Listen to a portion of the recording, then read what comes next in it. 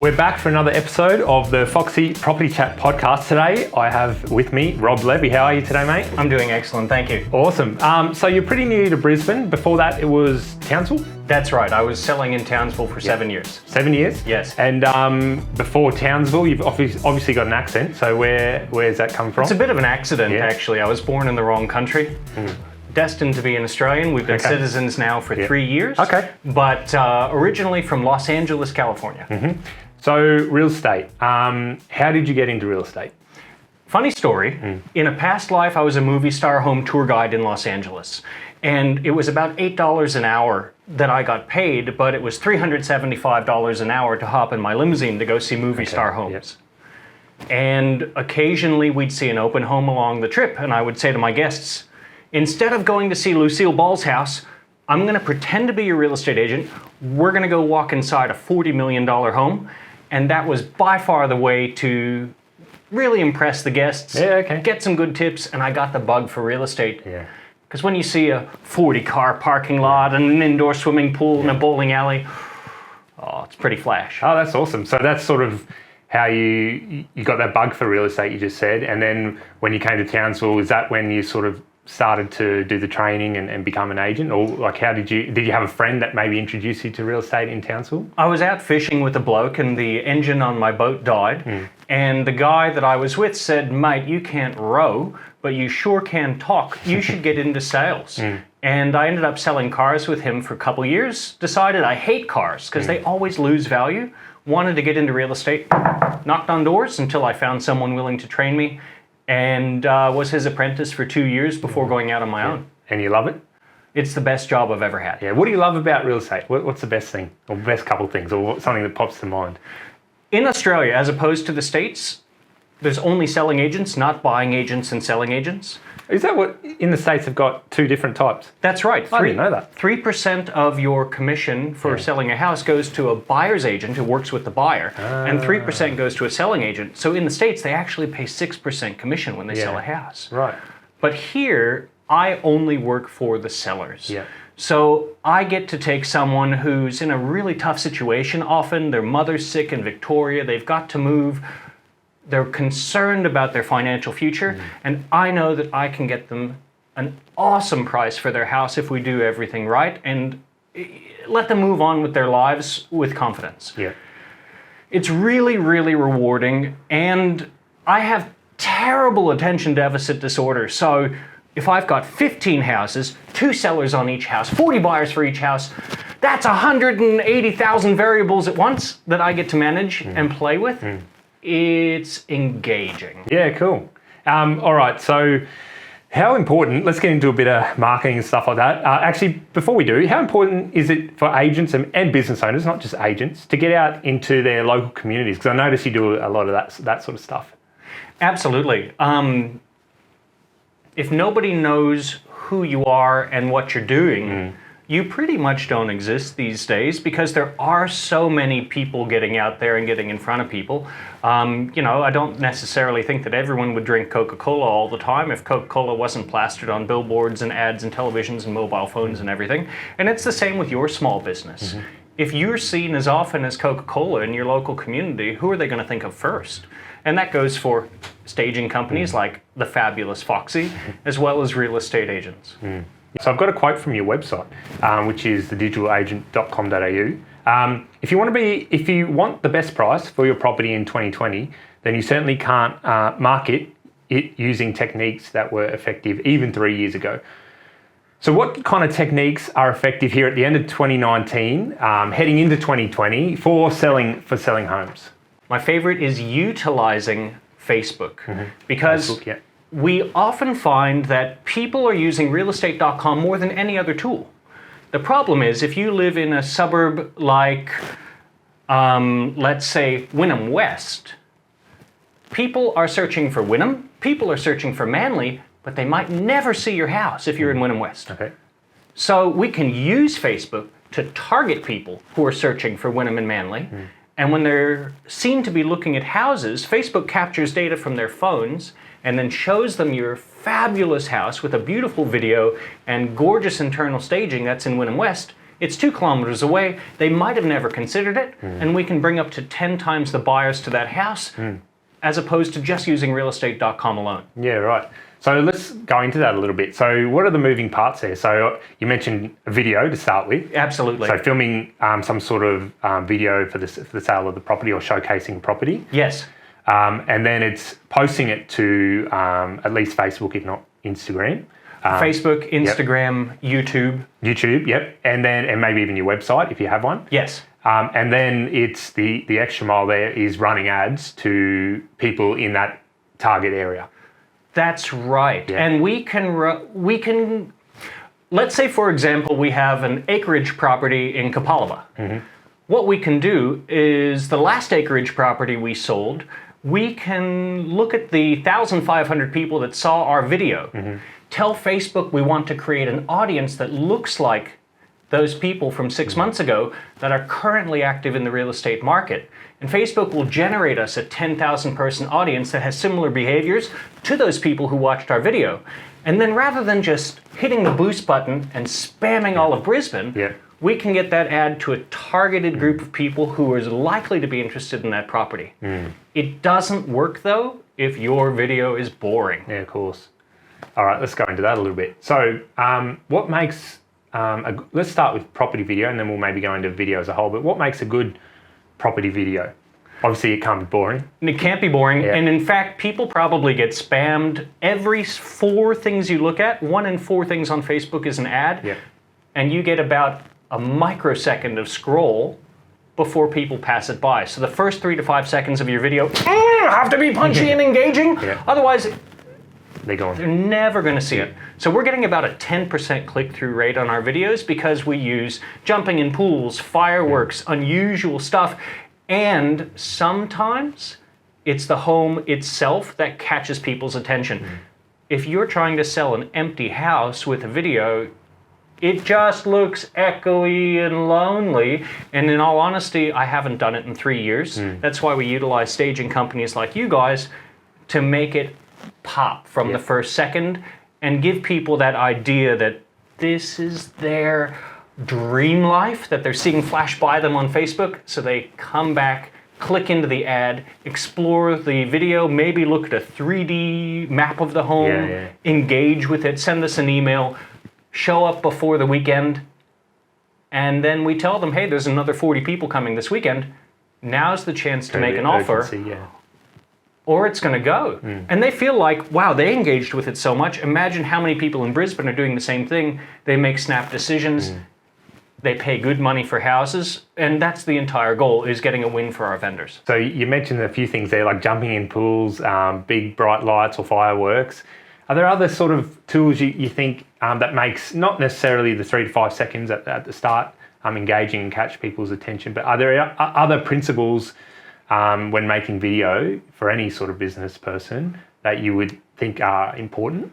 Now, we're going to talk for 20 minutes, but when you're making an ad, a minute is probably the longest you want to go. People are just going to tune out. They have very short attention spans these days, and they're probably watching your video while watching Netflix. Yeah, that's true.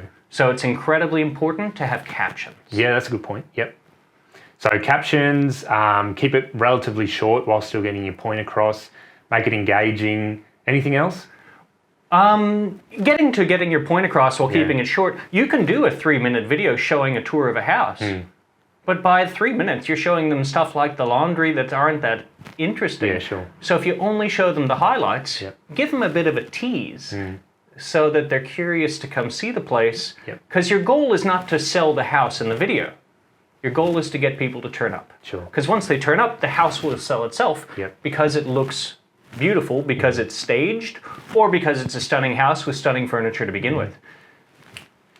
What sort of tips would you give people who are just starting out in video, or maybe they haven't started yet, but they know, 2020 is my year. I want to get started on video. I know it's important. I've had a few other people on the podcast talk about how important it is.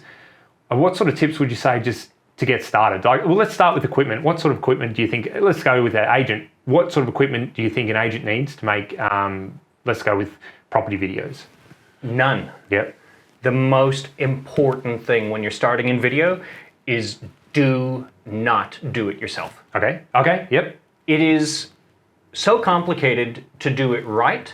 If you try to film it all yourself and do it yourself, you'll give yourself some negative feedback. You won't be impressed with your results. The results you get online won't be that great. You'll just get depressed. It won't go anywhere. Okay. Hire a professional. Do your first, this is going to sound extensive, do your first 50 videos with a professional. It really is a language. It's like speaking Russian. Until you're familiar with the language of yourself appearing on screen and what you want in the background and what you want on the set and how short to make each clip and how to edit everything and a million other variables. While running a real estate business. Yeah. Like, as a real estate agent, you probably don't take your own photos of a house. So you probably don't want to take a video of the house by yourself and expect to get great results, both for promoting your own business and for selling the house. Yeah. And that goes for small business owners as well. If you have a gym, it's really a great idea for the, let's say, $500 to $700 to bring in a professional, because it's all about how much money that video can bring in for your gym rather than what it actually costs. Yeah, sure, it's an investment piece. It is. What about face-to-camera video? So not just the professional, the house for houses, but what about when you're on the road? Because I've noticed you do a few little videos and photos and stuff on Instagram when you're out and about in communities. What about those sort of videos? I take it you're just using your phone and sort of doing the selfie camera and Now, I'll be frank, as much as I like seeing my own face and hearing myself talk, that one's a really tough one for me. Yeah. Because I am so exposed all the time by making professional videos. I'm like, get out of my life! I don't want to be doing this every day. But I have found that more business has come to me through Facebook. It's not Facebook Live, it's Facebook Stories. Okay. Yeah. And Instagram Stories. Stories, yeah. Than traditional Facebook and Instagram. Yep. They seem to be getting higher amounts of engagement. And people seem to want, here's the 2020 buzzwords for you, authenticity and integrity. And if everything is composed and set and real and ready to go, they go, yeah, mate, this guy's a polished wanker, eh? And they tune right out. Whereas if you just grab your camera, film 2 or 3 or 4 quick 15-second clips on the go during your day, people can see who you are and what you're doing. They trust you. Yeah. So what sort of, you said on the go during your day, is that sort of the sort of stuff you're posting? Like behind the scenes sort of thing? Or is it like how much planning goes into it? Or is it literally just showcasing what you're doing during the day? Well, you have to find an interesting angle to everything because people don't want to see that you're making scrambled eggs in the morning. So I do a regular series called Things Found in Open Houses, # Things Found in Open Houses. Yeah. And we find interesting things like hippopotamus statues and Balinese masks and things, and I try to make funny faces along with them just to keep people engaged because everyone has something quirky in their house. Most people don't often show it. And you and I know we hide those things before we put it on the market. Yeah, I was going to say we could do something similar to the amount of stuff I've heard the team find. Yeah, it's pretty funny. But so I try to post things that tell people I'm in real estate and I'm working. I'm in real estate and I'm working without saying, well, I'm typing up another contract now and filling out this paperwork is so engaging. We try to find unique aspects of what we do. One of the other things I do that people love is take as many photos with dogs and cats as I can. It shows that you're relatable. Most people love dogs and cats, and honestly, if they don't like animals, I'm just not their agent. Yeah, fair enough. We sort of touched on it there, but how personal should people be on social media when it comes to actually like their business pages? So how personal do you think you should be? Should we be posting about our hobbies and private life, or keep it more professional? It really depends on who you are. There's some real estate agencies out there that are all about driving a Lamborghini and wearing a suit and conducting a professional image. And you know who they'll attract? They'll attract sellers that keep an immaculate house, drive a Land Rover, and keep an absolute dead set professional image. So for those people, if they're posting about cleaning up their kid's diaper, they turn off their audience. Yeah, good point. Me, I'm all about fun and family and animals and geology and mountain biking. So I'm going to attract a completely different audience. But if I'm all buttoned up for my audience, I'm not going to get the same engagement with them as I would if I show my real life. So it really depends on exactly who you're trying to target. But if you fake it and try to be that buttoned up person, and then you show up and you're a bit of a goofball, you're not going to connect with those people anyway. And even if you do, they are going to be tough clients. They're not going to like you. You're just not going to resonate. And it's hard business. So you might as well be yourself, put yourself out there, attract the clients who are going to like you in the first place, and then your life is easier, your job is easier, you can sleep well. If we're talking like a minimum, what every agent should have online. Every agent should have nothing. Yeah. Leave it to me, I'll sort it. Okay, yeah. Now, if someone came to you for advice, what would you say are the essential things they need, like platforms, or do they need their own website? Or is it good enough to be on like whatever the company they're working for, their website? Do they need it to gain business? Do they need it to sell houses? It depends on specifically what you're asking. Yeah, I guess if someone was just starting out in real estate and they came to you and said, all right, what do? They need their own Facebook page? Would you say that's an essential? I would say it's an absolute essential. Yeah. Instagram? You know, I haven't turned any business from Instagram myself, ever. In saying that, some of my collaborators in the US have turned 90% of their business this year from Instagram. So it's probably worthwhile. It's probably worthwhile. Yeah, what about YouTube? Would you say it's an essential or a nice to have?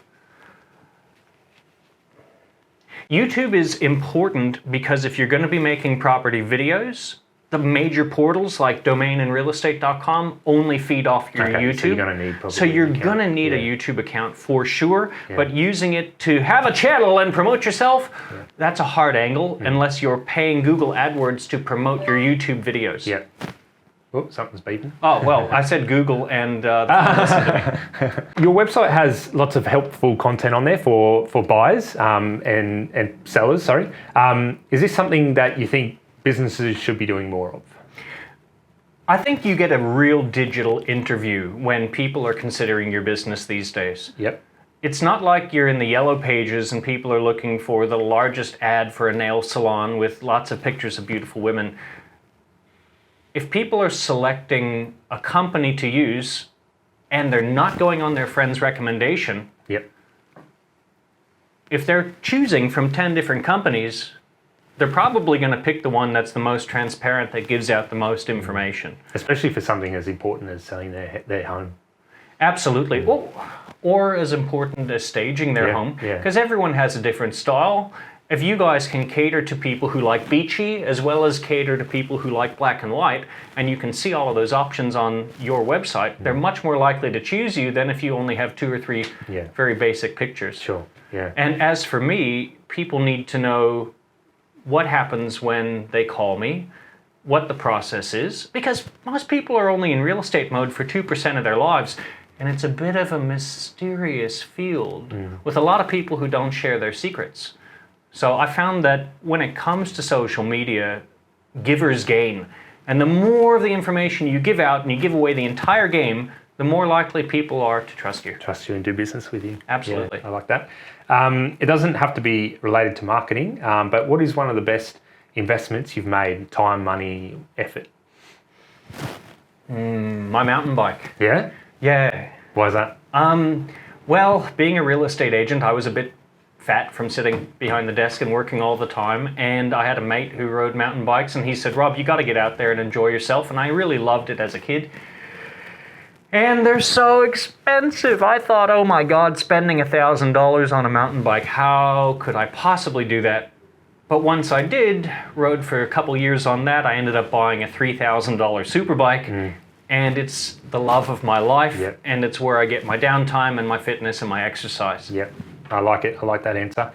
How often should people be posting to Facebook and Instagram? I think people can really be turned off by other people who post too much. Just like we talked about with video, 1 minute for a huge house is enough.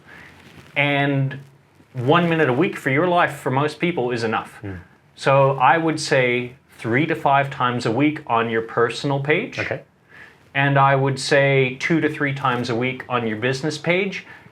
But don't go posting to your business page if you don't have engaging content. Okay, yep. If you're just putting stuff out there that you're only doing so that you have something to put out there. So you tick the box of 3 to 5 times, yeah. Then people are going to instantly see that and unfollow your business page because no one wants to be advertised to in the first place. As well, the Facebook algorithm will say, this business page is putting out shit that no one's engaging with over and over, and it'll show it to less people organically. Yeah. We already know that the Facebook algorithm doesn't show our business page to anyone unless we pay for it. The last thing you want is to train the algorithm that you're garbage. Yeah. So if you put out something fascinating that gets 70 likes on your business page, definitely worth doing. But if you can only do that once a week, that's your strategy. Okay, I like it. Let's talk about expectations. If you're going to be spending, say, 3 to 5 hours a week, that's just an arbitrary number, but coming up with ideas, shooting little clips for yourself, not the professional looking videos, but into branding and social media work, what sort of results should someone be expecting? Or is that the wrong way to look at it? Should they really go into it with no expectations? It's an investment. The best way to look at it is, oh man, I bought this Apple stock in 1998 for, I don't know, $300 a share, and it's been 2 years and it's done nothing, and I've put all my money into it and I'm frustrated. That's not the way to look at it. Because if you held that stock for 20 years, geez, you'd have a lot of money. And it's the same thing with making these videos. Yep. So you got to be a bit patient. You have to be super patient. If you're growing your audience by 50 people every couple of months, by the time you're 3 to 5 years in the future, holy smokes, there's 5,000 people who know you, know what you do, know what your brand is, are familiar with you, and everyone else started a year ago and they're in the early investment stage. You're 5 years ahead of them. You have an audience base who knows you. So it is a long game. Yeah. It's frustrating to put that out there for nobody, but you're not putting it out there for nobody. You're doing it for yourself as a huge investment in your future. I mean, if Kylie Jenner can be a billionaire, she probably started with only a few hundred people. You've got to get on that bandwagon now. Yep, so get started. Aside from social media... Chloe Jenner? I cannot believe I made a Kardashian. I don't know either. Where else? What else should agents be doing to increase business aside from social media? Anything else? Do you do anything else personally? Sell a house really well. Yeah, that'll work. Communicate with your sellers really well. Yep. Like a lot of people, in fact, the number one complaint about real estate agents is that they don't communicate well. And people are wondering on Wednesday, what the heck happened at my open homes? Okay. So something I do, don't tell the other real estate agents, is as soon as my open home is over, I film a video. Hey guys, we had 6 people through the open home today. One girl came in with her grandpa. He really liked the tree in the backyard. She wasn't sure about the bedroom size. The next person said this. And I give my sellers a full 2-minute rundown about everyone that I talked to and who I'm going to follow up with. Boom, it's sent to them as a video. It's like having a face-to-face meeting instantly after the open home. And then they're not wondering what the heck happened while they weren't there looking. Yeah. And then when I follow up with them 3 days later with a written report, they already know what to expect and what's coming and who they've spoken to and about and all these things. It's their biggest investment. And a lot of agents sort of leave them in the dark or give them a phone call 3 days later, and people are sitting there stressing. The more feedback you can give them during the process, the more comfortable they're going to be, the more likely they are to recommend you to a friend, and that's a great way to gain business as well. Yeah, absolutely, referrals. Rob, thanks so much for your time today. Where can people follow you online? You can find me at thedigitalagent.com.au. Yep. You can just Google my name and hopefully the SEO will let you find me. Yep. But thedigitalagent.com.au is probably the easiest place to find us. Rob, thanks so much for coming on the Foxy Property Chat Podcast. Hey, thanks so much for interviewing me. I'm really excited to stick your furniture in one of my houses. Yeah, sounds good. Thanks, mate.